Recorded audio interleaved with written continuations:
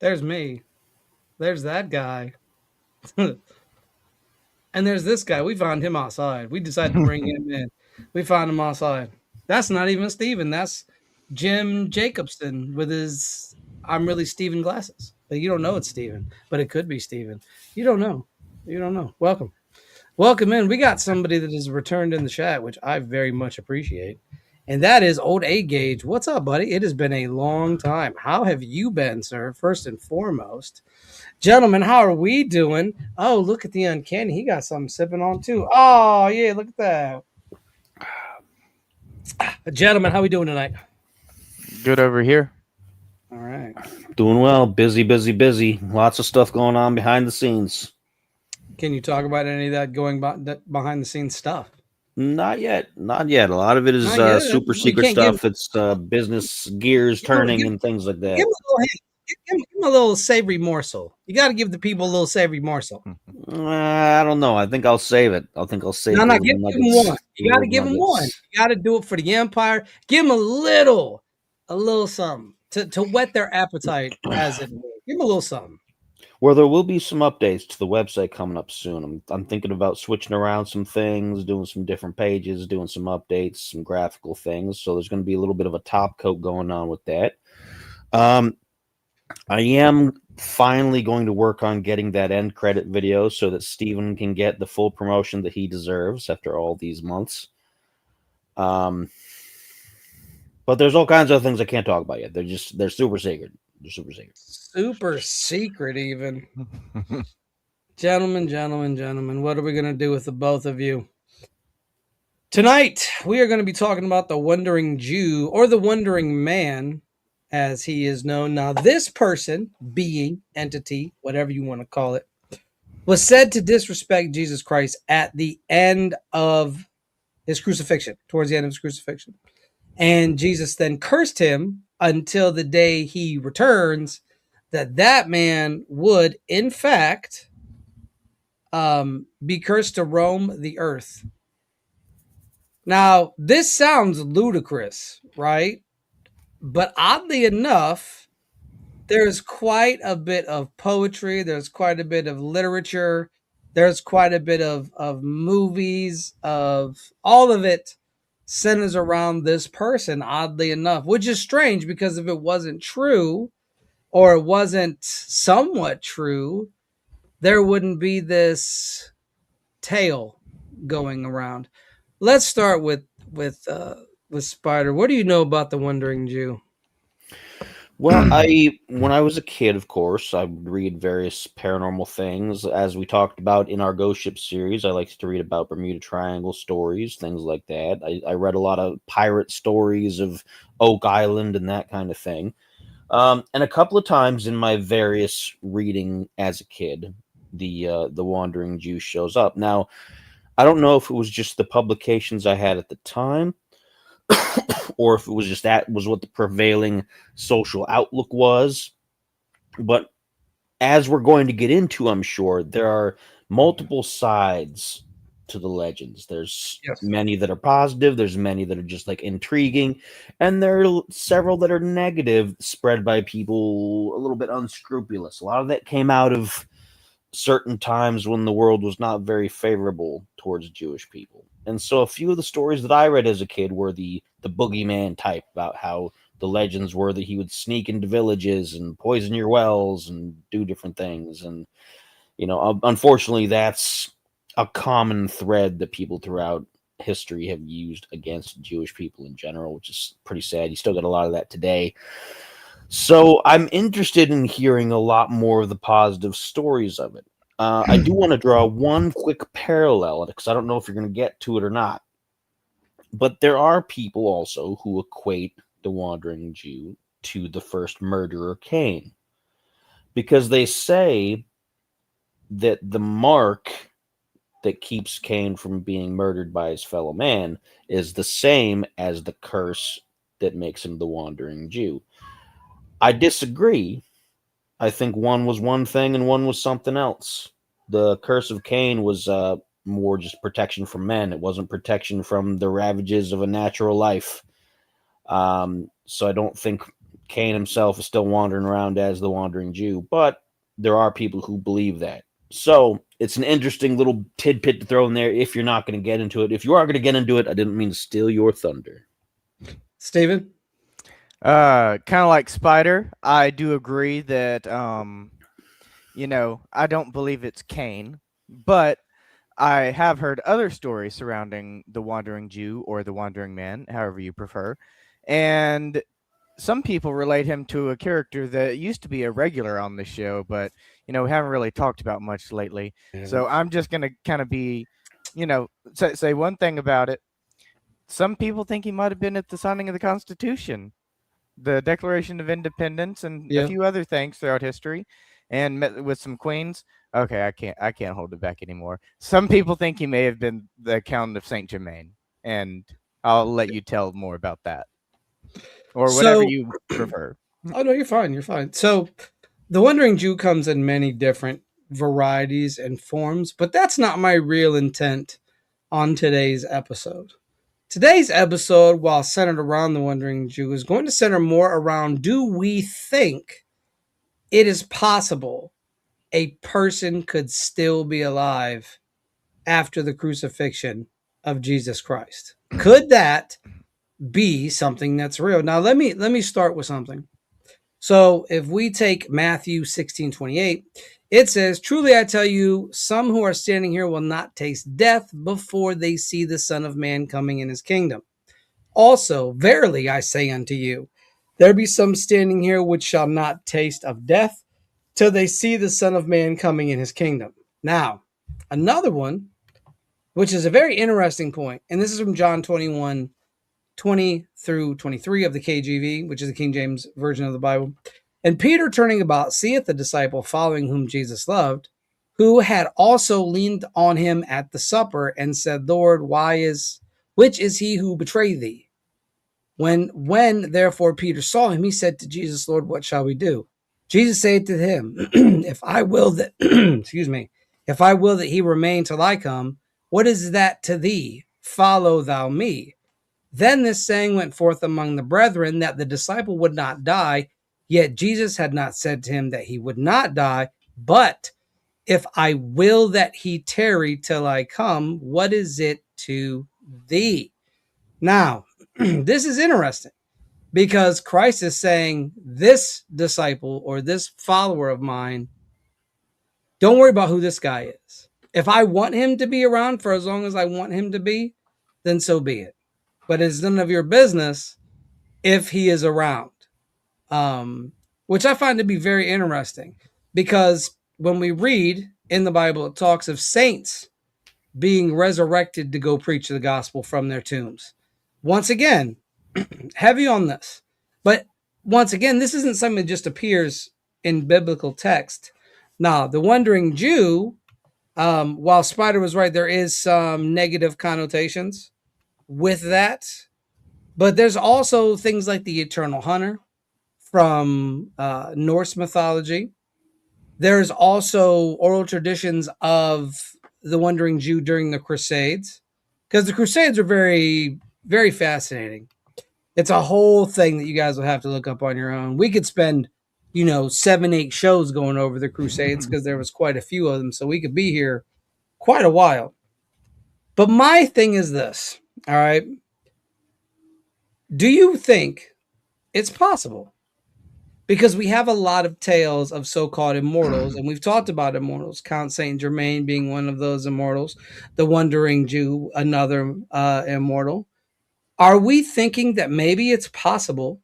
Because how many legends have that person, that being, that entity that is stuck wandering the world until either the world ends or their designated time is up? What do you think? Steven, what are your thoughts on this? Is this a possible thing, and why? I'm going to go full tinfoil hat conspiracy on this one. And we know about the theory of the Anunnaki and how they may have created early humans. Yes. So I'm not exactly sure how that lines up with the timeline of Jesus per se. But what I've always wondered is, Maybe the Anunnaki had highly advanced technology comparable to what we have today, if not even more advanced. And what if Noah's Ark and that story was actually symbolic of something similar to a DNA harvesting? And they didn't actually have two of every animal, they had two samples of DNA of each animal, and they have some sort of machine that can mass produce them biologically because they're advanced alien life forms. So science fiction fully on the table here. And they had a CRISPR-like machine. And if they had something like CRISPR, we have an immortal jellyfish that can revert its life cycle. The Greenland shark can live 300 to 400 years. So all we have to do is isolate those particular genes in those particular animals, and we can give humans whatever those particular skills are, including tardigrades with the radiation resistance and everything else. So I fully believe with CRISPR technology, if you want to go, full tin hat conspiracy theory with it and believe that the Anunnaki had CRISPR technology, then it's fully possible that Jesus was potentially an alien with Anunnaki technology who was able to make people immortal if he so chose. Or he could have been a spirit of pure light in some belief cases. They believe, in spirits of pure light and aeons and stuff like that, and Gnostic belief systems. And they, if that were true, then perhaps Jesus, as his, enlightened self, was able to make his will reality simply through his belief system. Okay. All right. Spider, what are your thoughts? We know and we've talked about various records like the King List and even older sources very similar from Mesopotamia, the Mesopotamian kings previous to the Egyptian king lists, that talked about very advanced lifelines, like the number of years being unimaginable to us. Like we think, oh wow, they got to be 120 years old. That's the oldest person ever recorded or something like that. And we see that as a huge deal. We're used to people passing at 60, 70 years old. It's commonplace. And that's supposed to be a good, healthy lifespan these days. We're supposed to assume that 60, 70 years old is, you lived a pretty long life nowadays compared to the old days where you might not live past 30 or 40. And while I'm not going to discount that, you have to wonder just how much of those king lists, if anything, was really embellishment. Because the planet was different, the diet was different, humanity as a species was different. And I'm not saying necessarily that everybody was Neanderthal, everybody was this, everybody was that, and they weren't all modern man yet, but the species change over hundreds of thousands of years. And it's kind of silly to assume that we've been the exact same DNA structure, the exact same type of human for the entirety that we've been on the planet. So you have to take these things into account. Does that mean that people could theoretically live forever? I think that's a bit of a stretch. But I think someone, if they knew what they were doing around the time and they were able to adapt to the changing conditions of the planet, and they were able to monitor their health and not get themselves into fights unnecessarily, not get the wrong diseases unnecessarily, just be absolutely as careful as you could with things, then you might last an awful lot longer than we give you credit for. And one of those people, if those king lists were correct, 1,000 years or 100,000 years reigning as king, even at a reduced lifespan, is still a lot longer than 60, 70 years for us. Still a lot longer than 130 years. So just how possible is it? It's hard to say. I'm not that much of a scientist that I can go through and pick out the strings and the DNA, the various pieces, parts that would make it work. But I can't say it's impossible. If somebody was dedicated enough, I think somebody could manage it. And again, I don't think they would manage to live forever, but I think they could make one heck of a run. So, what I do want to say is the concept of the Forever Man isn't anything new. The Forever Man's been around a long time. Let's just refer to it as the Forever Man because there's so many different books that talk about a wandering person, right? just tolling from this one end of existence to another end of existence unceasingly until either the apocalypse happens or the being that lets them die, right? Now, you brought up a good point, and I want to add on to this point. You discussed the Sumerian king tab, which I was going to bring up previous, but I was like, you know what? Spider brings it up like I bring up Zoroastrianism. So at some point, we're going to It's my bring bread it. and butter over there. We both have our bread and butters. butter. Yours is Sumerian bread and butter. Mine is Zoroastrian bread and butter. It just is what it is. The concept of the king's list, the flood, because the flood is when the king stopped living so long. And in the Bible, it talks about man stopped living so long after the flood.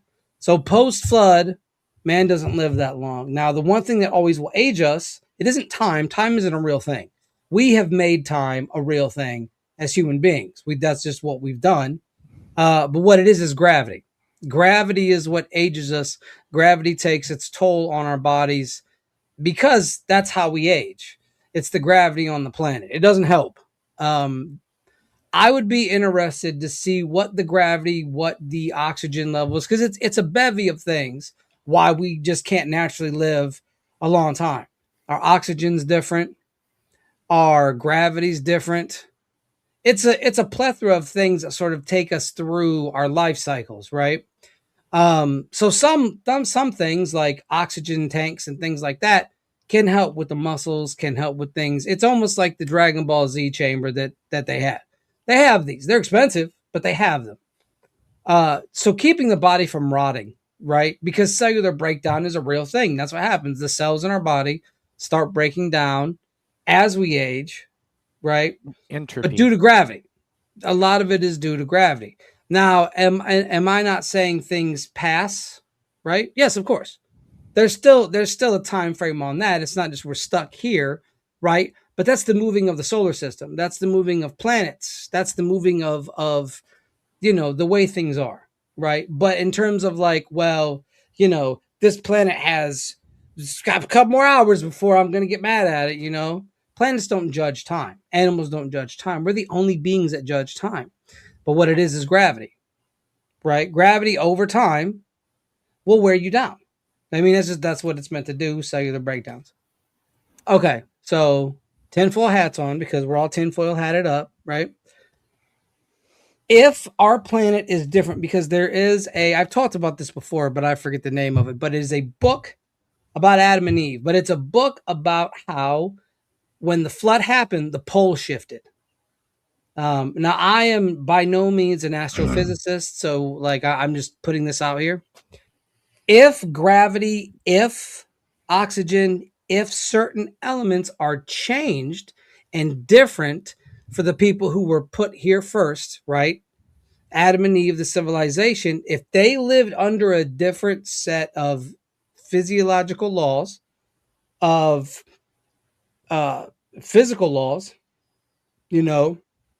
dynamics and things of that nature, the body wouldn't adjust the same to things as our bodies do. People are taller, giants existing, and we're not talking giants like Robert, who was basically, it was more gigantism, and his body didn't adapt to it. But you have giants in folklore, you have giants here that knew how to run, knew how to fight, could jump, could chase people down, did things that we do as people that are much shorter than them. You got 13 to 16 foot people, right? So I think those are a lot of remnants of the pre-flood era, in my personal opinion. I don't have any proof. It's just hypotheses with me. But I think that when you go into something like the Sumerians king list, like Spider said, and then it hits a point where all of a sudden people are dying quicker. They're not living 50,000 years. They're not living 75,000 years, 40,000 years, 10,000 years. These people are living like 105 years, 150 years, which is interesting because why is this split here? What happened here to cause the ages to change? And I think personally that in this case, the shifting of the poles had something to do with that. Because we've never experienced a shifting of the poles ever. Hopefully we don't. That would suck. We'd pretty much all be dead. Yeah, probably in the next 4 or 5 years, I think. But what I think is the earth changed so drastically because of the flood, because things happened like that, or because you want to say it's terraformed, either or, that people had to live differently and they had to adapt differently. Because the Garden of Eden was something that probably was all over the planet, not just in one segregated location, but if it was in one segregated location, it would act as a garden, right? It would act as a place where you would get fruits and vegetables and things like that, right? Adam and Eve were basically workers. You had food that probably was delivered out to the other civilizations that existed at the time because they did. Genesis 1:6 says, make mankind in our image and in our likeness. Mankind, not Adam. That's a whole nother topic for a whole nother time. What I think personally, in the terms of a wandering Jew or Casca, Casca is the fictional version of this, and he's Longus, who stabs Christ in his side, and so he's cursed to wander through earth. And there's a lot of great fictional books about Casca. The concept of the wandering Jew, as Spider said earlier, has some nefarious principles behind it. It's a diaspora of sorts, with the wandering Jew representing to meet or the wandering of the Jewish people to different lands and negative connotations. But to back into what we were talking about a little bit here, when you have these beings, people, and like me and Spider know, we know our flood histories, right? Whether it's Upishtim, I think I said that right. Yep. You know, aka Abraham, right? Abraham. Or was that Noah? That's Noah. Upishtim was Noah. It was Mesopotamian Noah. The other the one previous was Abraham. Babylonian specifically. Right. So, you have Noah, right? And Enoch lived a little bit before that, because that's like Noah's great grandfather, I believe. So he would have been around. Noah would have been around for these fallen. He would have been around for these watchers, these giant people, right? And also, for putting this into another connotation, the intercession or the intercourse between messenger and female would have caused hybrids, right? That would have lived quite a long time. And we don't know if all of that was destroyed. We don't know what escaped, because if we take the concept of the ark, right? There's not enough people on that boat to repopulate a whole planet. There just isn't, because the amount of children you're going to have, and there's going to be incestual relations, and that's not, and God is against this, right? What I think is, because every single grouping has a flood story. Native Americans have a flood story. The Sumerians have a flood story. The Babylonians have a flood story. Egypt has a flood story. Africa has a flood story. Everybody has a flood story, right? And if their people survived, okay, because one of the ways they survived was, we talked about this, the ant people, or Spider made a good point, helmets that probably looked like ants. That'd be the best way you would describe something like that. You get taken underground while the world does its thing, come back out. Maybe your body is stronger to that, because I feel like the pre-flood world, you probably had to have a stronger body, stronger constitution, stronger everything. If you have a king's list and your kings are living to be 45,000 years old, even if that is a little time dispute, you're still going to have a great body for something of that nature. And so when you come into this next part of existence, and the other people have weaker bodies than you, we see some of this in the Rephaim. We see some of this in a lot of the giants and more supernatural aspects of the Old Testament, that these beings were still around. These beings were still around. I don't think a lot of them died. So who's to say there's not some of these, I don't want to say entities, I want to say just people that are still sort of wandering the earth. Now, I do want to touch on something before I ask my colleagues here.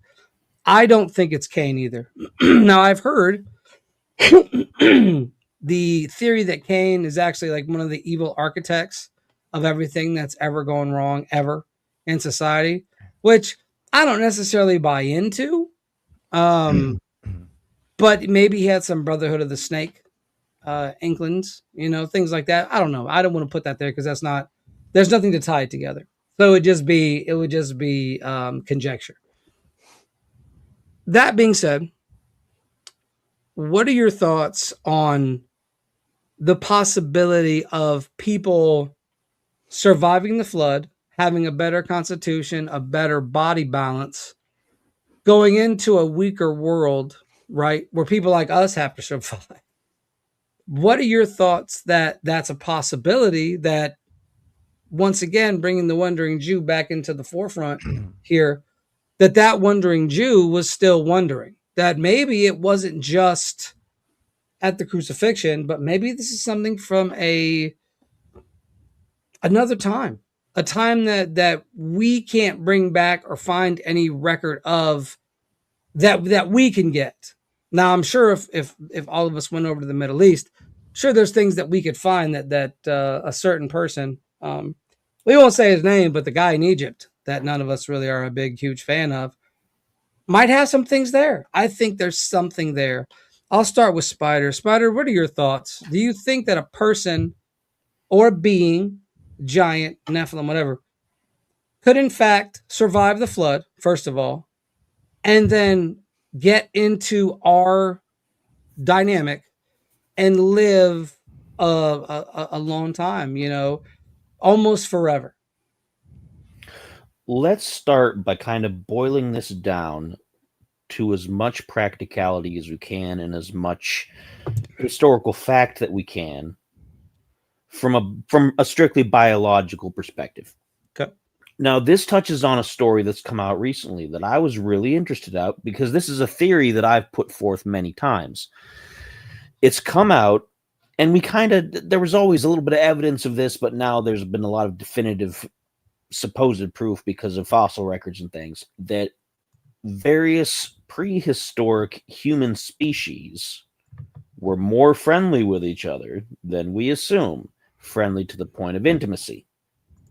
Now, the big deal that came out was that Neanderthal would breed, like male Neanderthals would breed with modern man women, which was an interesting kind of, it's a bit of a parallel with the story of the Watchers.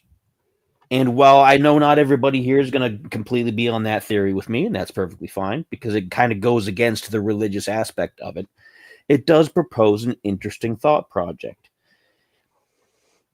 These are two different humanoid species, close enough to be considered human, more or less, I think. I consider Neanderthal to be human. I mean, some scientific people are purists and they say, no, they're not. They're an entirely different species. But I see them as humans. Same with Cro-Magnons, same as some of the supposed hobbit species that was discovered.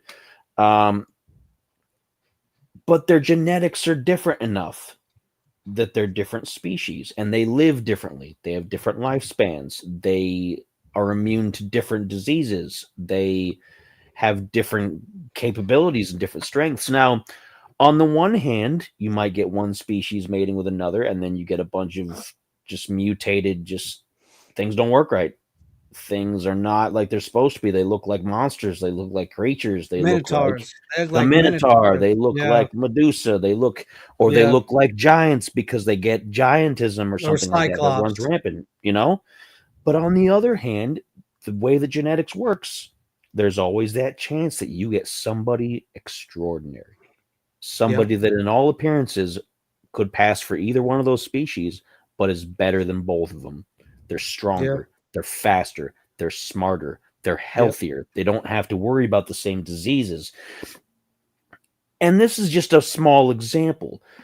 If you follow this kind of idea throughout this time period, and with the flood myth, a lot of that is connected to the end of the last ice age and the melting of glaciers and things like that. Again, if we take religion out of the picture, but not to be insulting towards it, just to look at it straight from a biological viewpoint, it's not far-fetched that these kind of unions could produce a person who, again, was just an extraordinary person, whose lifespan we can't even begin to guess at. It could be just a few years longer than ours. It could be a couple hundred years longer than us because they're just inherently a better genetic specimen than we are. And I think that's a good place to start with these kind of things because as time goes on, this is where the stories come. This is where the legends come because, oh, did you see that guy? He lifted that huge boulder and it didn't bother him at all. And he saved these people and he did this thing. And they're still around maybe 10 years, 20 years. So the children of these people will tell their children, hey, see that guy over there? He's famous. He did this great heroic thing. He's a hero. And he doesn't seem to age like the rest of them. And then their children say the same thing. And then maybe the person gets tired and they leave. They're like, you know what? I've been around all these people and I'm going to go live by myself for a while. So then it becomes more of a myth. Do you remember that guy that used to live here? He was just he did all these great things. And he starts getting a longer and longer lifespan. So I think it's a combination of all those things. So you think it's a game of telephone at some point? So at some point, yeah, because I don't think as extraordinary as it would be for somebody to live up to 1,000 years, knowing what we know about ourselves and about, for example, just us and Neanderthal and whatnot, I don't know if that exact union of genetics is going to create somebody who could live for 1,000, 2,000, etc. years. I could be wrong because I don't know. Of course. We don't know. We don't. The genetic code is still, regardless of how much we've mapped of the genome, it's still a mystery how some of these things work. We're still figuring out this fires off to cause this cancer. This fires off to cause Alzheimer's. But this fires off to cause cellular regeneration. Why doesn't this work when that doesn't in this particular person when it does work in that person? What's special about them that isn't special about this person? Every single person has unique DNA. And that's what it is. We're all basically mutated on some level because of how varied biological systems work. Yeah. It's just how that happens. And so I don't think it's out of the question that somebody could. I don't know what the cat's doing. He got a lot to say. He got some. He's wait a second, you're missing something. You're forgetting about the other people. But I don't think it's outside of the question that somebody could truly be an extraordinary person, live for quite a long time, and make a huge impact on a couple of generations, and then become a legend that is still told today. And there might be people like that being produced today that we don't know about that will live into the next 2 generations, but they're just quiet about it. They're not, they don't see themselves as special. They don't see themselves as important. And so I think real life superheroes somehow exist, and they did back then as well. And I think maybe it was more likely that they did back then, the way that the planet was before a certain point and before everything kind of changed. So that's a very long-winded explanation of my thoughts. I get it, but it ain't making me laugh, but I get it. But no, and you bring some excellent points into the equation.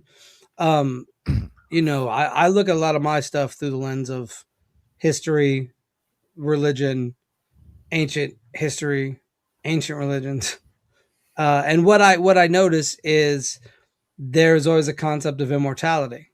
Whether that be in the afterlife or whether that be here on Earth, there's always a concept of immortality. And we have to look at some things when we talk about this in regards to that. Now, I do want to ask Steven, how do you think a myth or a legend like a Wandering Man gains traction first, right? I'm not talking about how we're all sitting here talking about it. I'm talking about at the genesis of it all, the genesis of the Wandering Man. How do you think that traction happens? And as a second part of that, why do you think that's such a popular legend today? I think it all starts with a small grain of truth, as we know about most myths and legends. True. And then people, like Spider said, it becomes a game of telephone, and people exaggerate things and make stuff up to the point where the truth gets lost somewhere in all the lies and the exaggerations, and the truth gets lost somewhere in the middle, and people don't really understand what the truth is anymore. And that's one reason why it becomes so difficult, because as Spider also mentioned, the world used to be different, and the oxygen levels were different, and the gravity levels, like you said, and other things, and there were so many different variables back then that are so difficult to recreate now that we can't really apply the scientific method to figure this out. So we're basically just relying on the writings of previous people and what we can discover from archaeology and stuff like that. And I think it's very difficult to know. But one reason that it may have carried on is because people started to tell stories about it and they found it interesting, especially when they started to add in the exaggerations. And, we had the oral tradition of storytelling back then, and it just got carried on through the years. And whoever started it obviously had some sort of, high charisma and was able to convince these other people to talk about it, most likely because they were exaggerating things and writing it in a very interesting way. So we have to just basically look deep within ourselves and decide based on resonance what we believe and what we don't believe. Because just like now with all the AI slop and all the fake news, garbage that we have going around now, it can still to this day be very difficult to tell what's real and what's not. Because, who's to say that they're not going to, how they produce AI videos and, try to hide the watermark and say that AI videos are real. And who's to say they don't do the exact opposite and, leak true videos and then add a blurry watermark on it to make people think that it's fake. There's no way to tell what's real or what's fake anymore. And I think it's pretty much that. So people just continue to tell the story. Okay, and to add to your point, it's an interesting legend. Yeah. And if you're sitting around the campfire and you're like, yeah, I saw old Tommy Wilkins. Tommy Wilkins was in 1842. My grandpappy saw him, my dad saw him, and now I've seen him. What I do think is fascinating though is the aspect of there being a little truth in but what is that little truth in this instance? In this particular instance, I would say the little truth is that they lived longer than most people. Like Spider's theory, I think Spider had a really good theory that maybe they don't live, maybe they don't live 1,000 years, but maybe they live, 300, 400 years even. That's longer than the average human lifespan. So maybe they live 300, 400 years, and over time they would, disappear for 20, 30 years at a time, go off on their own in the mountains, like you said, because, it can become dangerous. If someone finds out that you can live that long, it could become dangerous. So they have to go off and hide off grid for about 20, 30 years until everyone who remembers them dies off. And then they can come back into the grid and tell everyone, oh, they're just a new member of society. It's interesting you bring this up because, we talk about giants, right? And how there were so many giants. There wasn't there wasn't a whole world of giants. There was just this set amount, right? So I wonder if the same thing applies here. There's a set amount of people, right, that live a set amount of years. And I think it's a good point you brought up too, because if that one person is just that type, right, that person is going to live. Either they live in a village of people with like minds or like physiology. So all the people of that village live together, right? Or they're just sent out.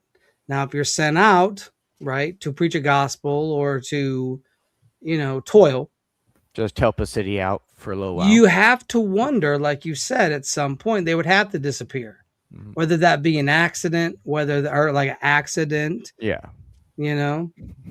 or whether that be they just go off on their own. They say, hey, I've lived a life. I'm going to go into the mountain and die. And then they come back. They wait maybe 50 years.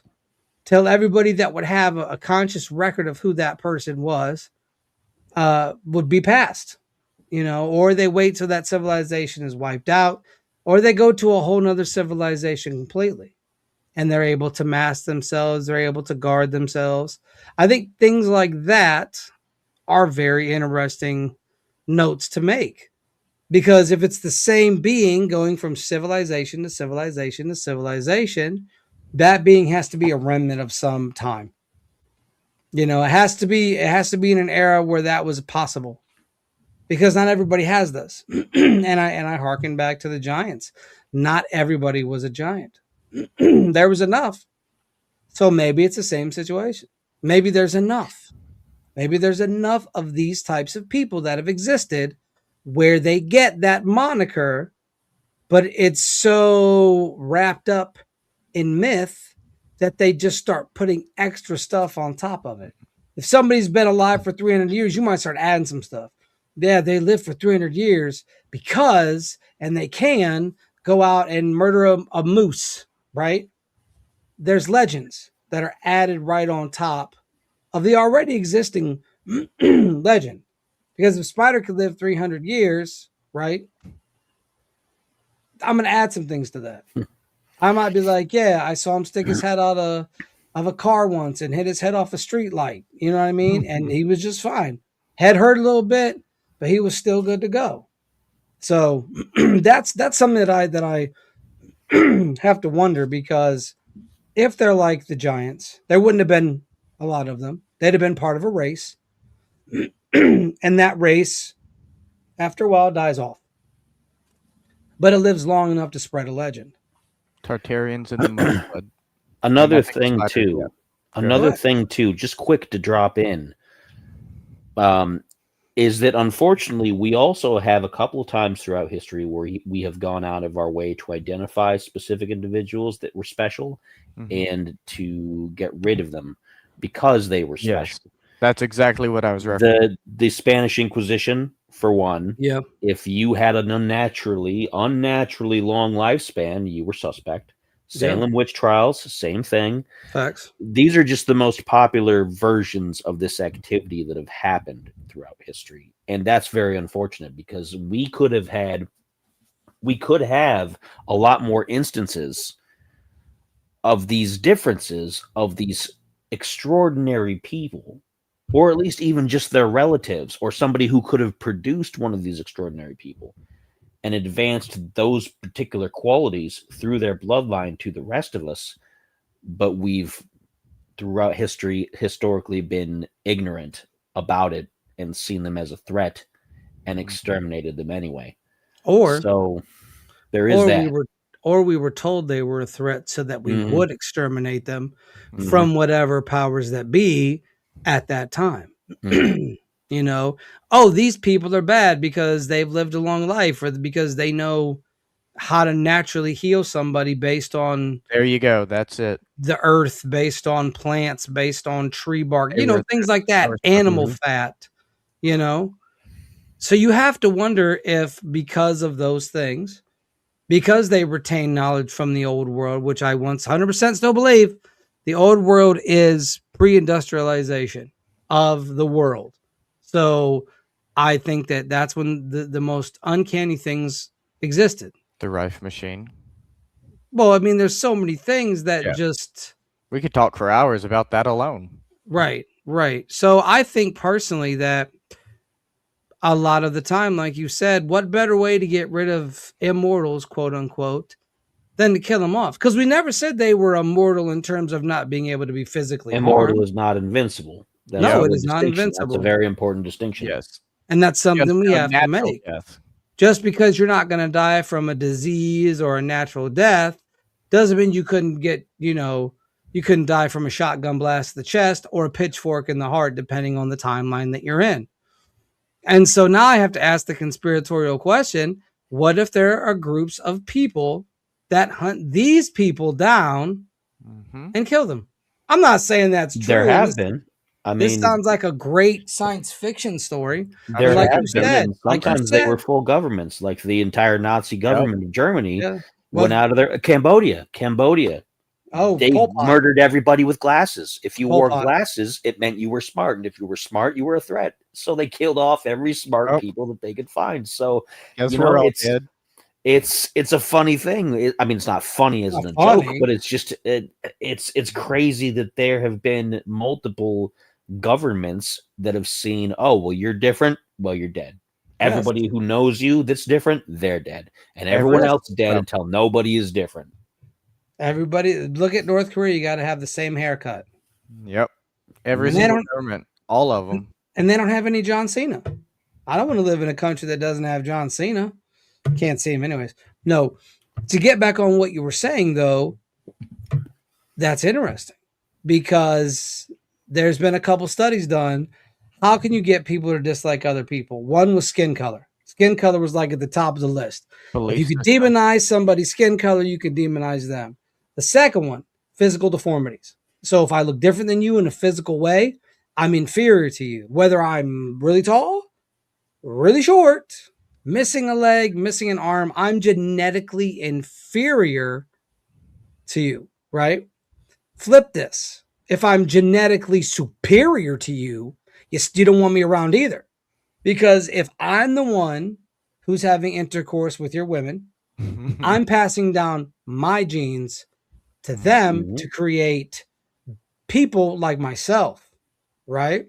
And if you're of the mentality that you're superior, if you see somebody that is 1000% more superior than you, you're going to want to get rid of them. You don't want to Get keep your those buddies types together, of people. load up the truck, and let's see if we can take Yeah. them downtown. Yes. And that's 100% what it is. You get your neighbor to say, listen, I know we haven't gotten along in a while, but here's these people, and they're living for 300, 400 years.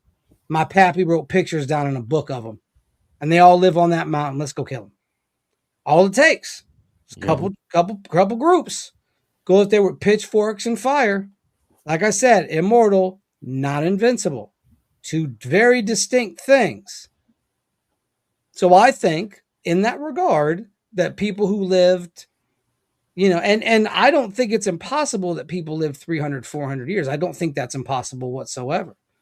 I think our diets, I think our atmosphere, I think the way the world is now is the reason why we don't live 300-400 years without assist from CRISPR and things like that. Why we just don't naturally live this long. But I think it's highly possible. Before industrialization, before the pollution, before the 5G towers. No, I'm just but you get what I'm saying. Before all of these things that sent out signals, that sent out radio waves or pollution, you have to wonder what the earth was like and what people were like, flora, fauna. We've all heard the giant spider, right? People are like, well, if it didn't have, you got to have high oxygen for a giant spider. Well, we did have high oxygen. Yeah. Well, we had extremely high oxygen. If the planet, if the poles are flipped, it's going to be a different set of circumstances. Yep. And that's the thing. And that doesn't take into account some of the solar aspects that have happened during that time. At one point, Mars was supposedly a lush planet. Where does that fit into our planet? There's other things that people don't consider that we have to consider. Now, Antarctica used to be a rainforest. Antarctica being a lush jungle paradise. Come on now. That's where I think the giant spiders are. And leave all that alone. We don't want none of that thaw. Leave it. They wouldn't be able to survive none of it because their oxygen is different. But you have to wonder, once again, like Antarctica, there's so many myths and so many love letters to Antarctica. Lovecraft was a big fan of Antarctica. One of his books takes place in Antarctica. Some people think in the Mountains of Madness. Sorry, go ahead. No, go ahead. What were we going to say? I was going to say some people think that's where the fallen angels and the Nephilim are. Oh, it's my bad. Put that down. Yep. And put that hand down. Now, obviously, before anybody goes, ew, Kitty's kooky, I have no proof of it. No, I don't. All right? I don't have any proof of it. There is a lot of circumstantial evidence. But what I'm saying is it's an interesting idea if you take the concept of the worst sin in the Bible, in my opinion, is betrayal. Betrayal is the worst. So how do you punish betrayal? And what is betrayal? Betrayal's cold. Your heart's cold. Your heart's comedy. Dante's Inferno. Dante's Inferno. What is the last circle in hell made of? Ice. Whole sheet. Big old glacier. Big old like massive glacier. No flames, no fire. No nothing. None. Because betrayal is the coldest thing you can do somebody. Lust is passion. There's heat in it. And, you guys, that's something that you could ask your teacher about. There's heat in lust. There's heat in pride. There's heat in anger. But in betrayal, there's nothing but coldness. Because you're looking at somebody like they don't matter. Lust, you're like, I'm about to go get mine. Pride, I'm the best there is, the best there was, the best there ever will be. Right? But betrayal, you got to be unfeeling. You got to be uncaring. There's no emotion in betrayal. There's emotion in everything else. And if you're willing to betray God, right, as the Watchers did, and the best place to put them? In a frozen tundra, beneath 6 miles of ice. It says in the book of Enoch that they are locked in that chamber till judgment day. That cat knows. He can't tell me, but he knows. That's why he was meowing so much. He wanted to warn He us. wasn't the one that was meowing, though. Anyways, I did go on kind of a tirade, but these are things that I think about when I think about immortality. When I think about a person wandering the earth, right? Because it's very vampiric too, right? Vampires are very similar situations. You get bit, you're stuck. Unless somebody stakes you, or you go out in the sun, or your blade. Okay? Or your blade. But the old vampire, same basic concept. Doomed to walk the earth because they were cursed by God. Dracula was cursed by God. Left to walk the earth forever. And it's not too much of a hop, skip, and a jump into the Wandering Jew. Was the Wandering Jew a vampire? No, I don't. Not at all. Vampirism is a different aspect to me. I think it's more of a disease than it is an affliction. Or like immortal does not necessarily equate to undead. Yeah, that's another good point. Or invincible undead, because they're not invincible either. You just got to know how to kill them. Anyways, show's about done. We did some chatting. Everybody thought this was going to be about that event, but everybody does the event. Nobody does the meat and potatoes as to why that is a possible thing. And we did. We broke it down today for you because we care about you out there, everyone. We love you guys. The cat loves you. He's waving too. That's what's up. Dancing a little bit. Dancing, dancing, dancing, dancing, dancing, dancing, yeah. He's thinking about clawing my face off right now. I would too, to be fair. To be fair. Look at this. It's like his kid. Could be a little babushka. All right. Closing thoughts. Steven, what are your thoughts on the Forever Man?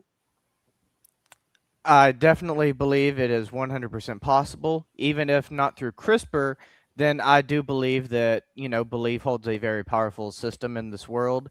And regardless of your personal belief system, I do think that a massive conflation of people, like over 1 billion people, because there's so many people on this planet, it has to be at least 1 billion, because even that would only be 1/7 of the population. But if over 1 billion people can have the same thought, and the vast majority of humanity, literally just 51% of humanity, can believe in something wholeheartedly with everything in their spirit and their soul, then I believe absolutely anything is possible. Excellent. Excellent. Spider, thoughts to wrap up the Wandering Man? I have a very similar comment. We know that extraordinary people have lived throughout history. We know that there have been people that have done things that should have been impossible. And I think the only difference is the length of time. I think right now we're dealing with stories of people that were long before us that did great things, that did amazing things, that did those for a very long time. And I also think that there are people like that today that we just don't know about, that are out there doing some pretty fantastic, extraordinary, near godlike things. But they've seen how society is. We don't like that kind of thing in our coffee shops. We don't like that kind of thing in the middle of the street. So you better keep it under wraps, you over there person. So you don't hear about it in the big news so much. You don't hear about it on the front page. But the people are out there quietly doing their thing. And I think somebody out there is probably gonna make it to 200-300 years, and we'll never know, because they're just doing their thing, keeping quiet, letting the stories tell themselves. It's a very good point, because especially in this day and age, if I was able to live 300 years, I would tell nobody. And dangerous. We'd have to wonder too if they have to be with their own, right? They can't fall in love with regular people because they can't have regular love lives. They can't have friendships. They can't have this. There might be people that work on an oil rig. 6 months out of the year, you're there working with other people. The other 6 months, you're gone. Mm-hmm. You can make up fictitious stories about yourself and move on. Say, oh, he moved on to another oil rig. That's what they did for Man of Steel when they rebooted Superman, and it sounds Great like movie. oh, it's Superman, whatever. But Great movie. think about it. Yeah, That's exactly the situation that somebody with that kind of ability would want to do. yeah, yeah. Because once again, you want to disappear. So you want a job that's going to enable you to disappear. Logging, right? You go out. Oh, we don't know what happened to him. He just disappeared one day on the job. He went out in the woods and he never came back. There's nothing you can do. Mm-hmm. What are you going to go out in the woods? You can't go out in the woods. And You you'll don't know never the recognize him if you see him later because he'll have the glasses on. Yeah, like Steven. I didn't recognize You Steven. put the glasses on, and it's a total Just use complete infrared disguise. satellite. Wouldn't work. If their physiology isn't the same, they may not be able to show up on that sort of a thing. All right. Because your physiology would be different. If you can live 300 years, things are going to be better for you. Yeah. So that's it. That's all. That's all there is. There's no more show. The show's over now. The show is done. I hope you guys enjoyed us on our new time. Just kidding. Our new day. Yeah. Our new day of Saturday. Yeah, that's right. You're going to see us every Saturday sitting here talking all the talk we talk for an hour long every Saturday night. You're going to love it. It's going to be like the Ghoul or the Son of Ghoul or Svengoolie. It's like those monster movies. And we're all monsters. And there's a little panther. See? It all ties together. There was a little panther just a minute ago. See? It's like one of those cheesy B movies where you don't want to look away. But it's amazing. Yeah, that's right. Anyways, I would love to thank my co-host, but I'm not going to because I don't like him. I like that. Just kidding. I'd like to thank Steven and Feelings Mutual. I'd like to thank Steven and Spider for some great conversation. Had a good time. Folks, we will be back next week. What are we talking about next week, gentlemen? What is on Steven's on deck. What's Steven got? Steven, what are you talking about? I'm going to talk about the grandfather paradox and how that relates to the multiverse. Excellent. Spider, do you have anything for the following week? Not yet, because I was waiting to see what the two of you were talking about. And now that I know, now that I can pick from my little list of topics. Listen, we've been friends a while. I don't want any SS Machismo. All right. I want some good one. Stuff. That was a good one. There was no spookiness. I wasn't spooky at all. I was like some derelict ship. It was the ship that lived forever. That's gross. It's the one. Anyways, you guys you don't have to go home, but you can't stay here. Right? As always, why be boring when you can be uncanny? I'm going to play the outro this time. Have a good night.